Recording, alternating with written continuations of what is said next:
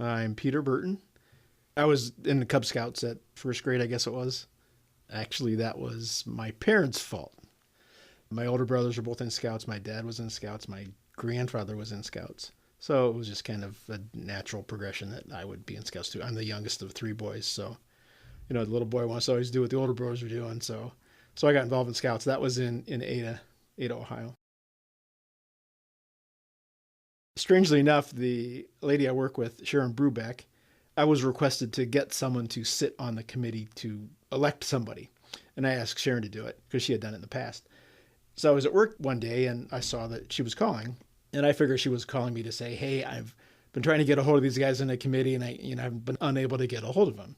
Well, no, she was calling to tell me that I had been selected for the award.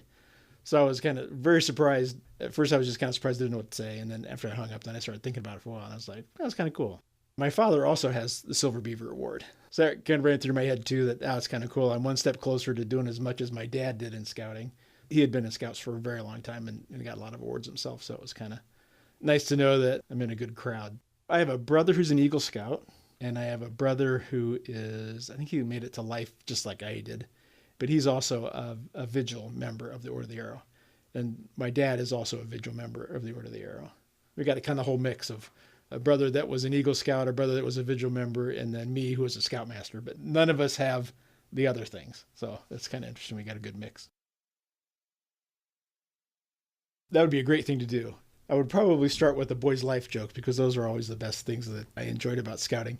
Now, my wife and my family doesn't appreciate as much as I do, but that's too bad for them.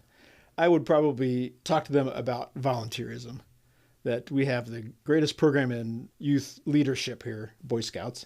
And to put on that program, you need adult leaders. You need adult volunteers. And some places in our council or in district and units were kind of lacking in that adult leadership. So I would talk to all the parents of the kids and graduates of the program and say, hey, come back and be an adult leader for us.